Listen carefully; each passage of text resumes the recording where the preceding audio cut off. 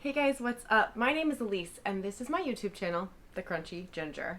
Every week I share a tip, a trick, a DIY to help you live a little greener and save a little money. And if that sounds like something that you're into, I would love it if you would subscribe so that we could keep in touch. Now, this week I've got a couple of DIYs.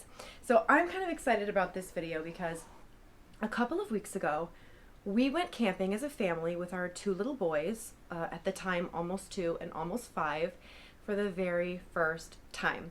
And to be honest with you, I had actually never been like real camping before either, like in a tent, on the ground, no showers and no running water.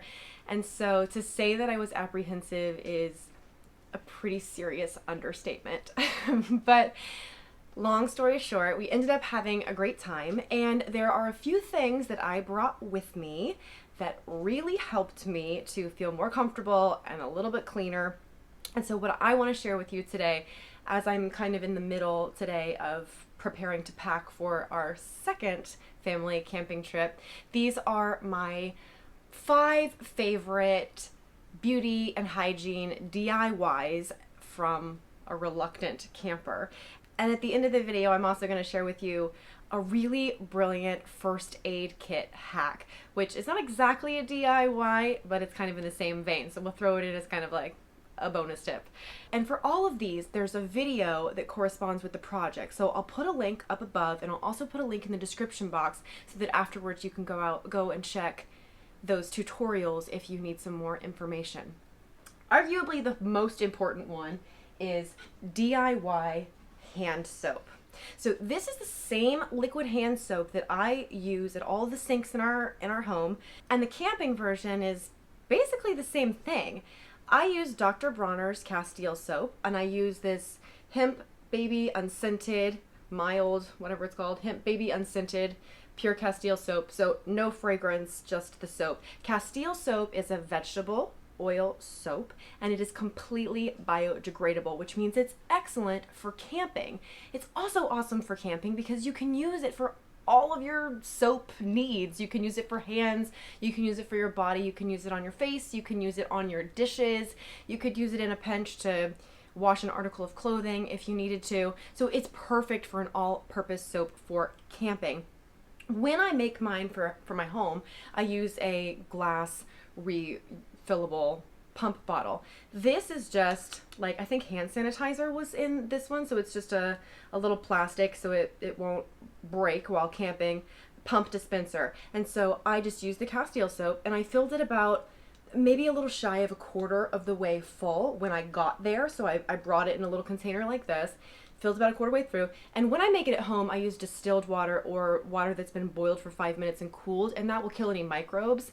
That way it has kind of a longer shelf life. But for camping, since we were only going to be there a couple of days, I just then filled it the rest of the way with our drinking water from our cooler. And so then throughout the trip, it was just right there next to the thing, right next to the water, so you could just wash your hands or use it to fill a bucket and wash your dishes, and it was absolutely perfect. My second favorite camping DIY is my itchy stick. This is a Bug Bite Balm, and also it's great for little boo-boos and scrapes, or for scratches from itchy plants, that kind of thing. It is a balm that is made with chamomile infused coconut oil. You could also use a calendula infused oil, and some lavender and tea tree essential oils. So it soothes immediately and it promotes healing.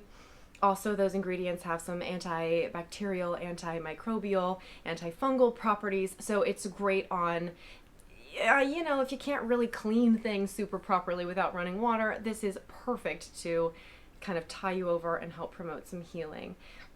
Plus it smells super good. So I kept one of these little sticks in our first aid kit, and I also kept one in my little mommy fanny pack for when we were tromping around through the woods, just in case somebody fell down or got a bug bite or whatever, mosquito bites.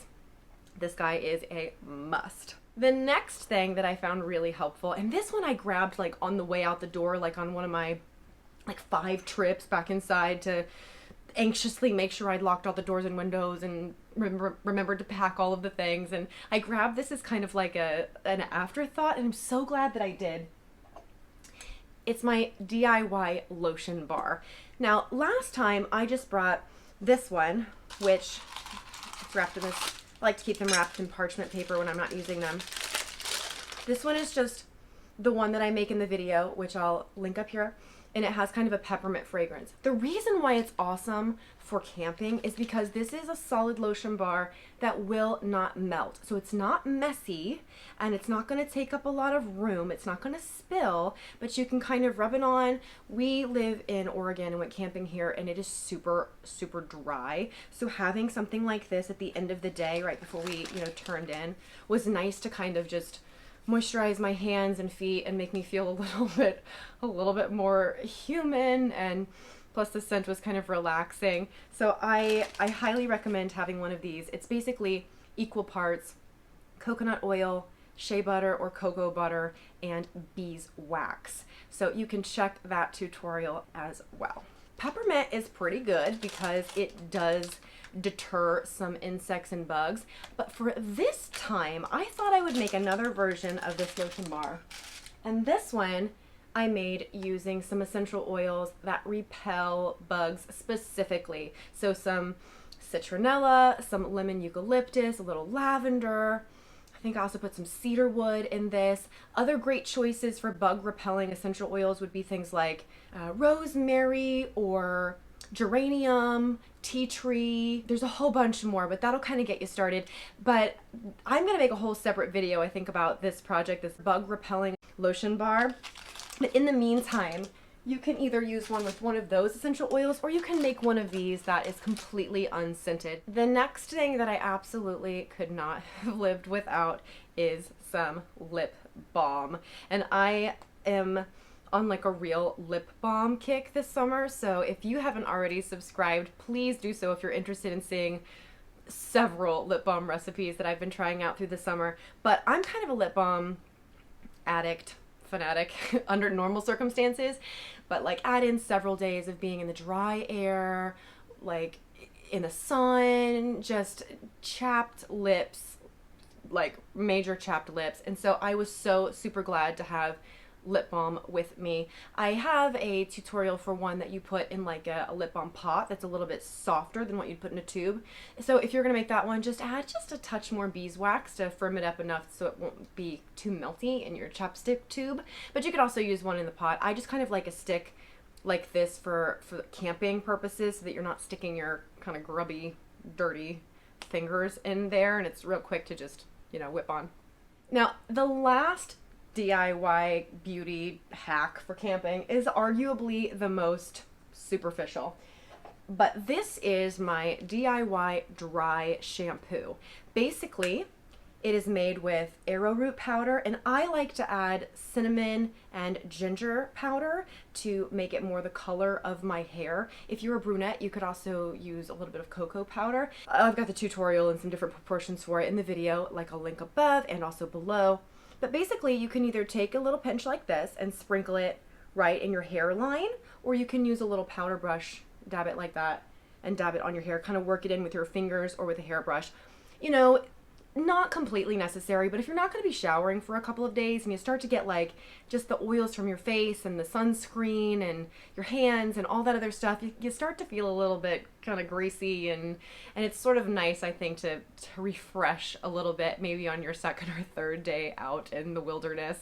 One thing I will say about this is if you are in an area like we are that has active bears, because if you make it using like a ginger or cinnamon or cocoa powder, you might want to stash it with your food so that you don't have any gourmand fragrances, any foodie fragrances coming from your tent area, you know what I mean? So as promised, my last little bonus hack is something for your first aid kit. Now, a couple of months ago, I did a video about using the very last drops out of essential oil bottles, and then I had, of course, the empty essential oils bottles, and I used them to make little containers for rubbing alcohol and also for hydrogen peroxide, which I stashed in my first aid kit. So this was super, super handy. I mean, with a 5-year-old and a 2-year-old, we definitely had some boo-boos and accidents. So it was great to be able to, you know, just dab a little bit of alcohol to clean off, to get a splinter, or to clean out a open facial wound from falling off a log, you know, like these were so great to have. And because they have like the little essential oil bottle dropper, you're not spilling too much. It's just like the perfect couple of drops. I also filled one of these with jojoba oil, which I love to use on my face at nighttime. So I stashed one of those in my bag as well. So if you've got essential oil bottles, these are awesome to fill up for solutions to go in. Witch hazel, if you like to use witch hazel, would be great as well. And I just stashed them in our first aid kit. So those are my 5 best beauty and hygiene DIY camping hacks from a very reluctant camper. And like I said, we were in the middle of packing for a second camping trip, and I will be bringing all of these items with me again to help me feel a little fresher and a little, you know, just more myself after several days out in the woods. So I hope you found that helpful. If you did, I would love it if you would like and subscribe. It really helps me out a lot. You can check out these videos over here for a couple of the tutorials that I mentioned.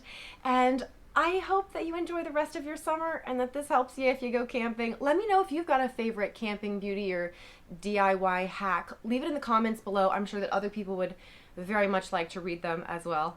Thank you so much for watching.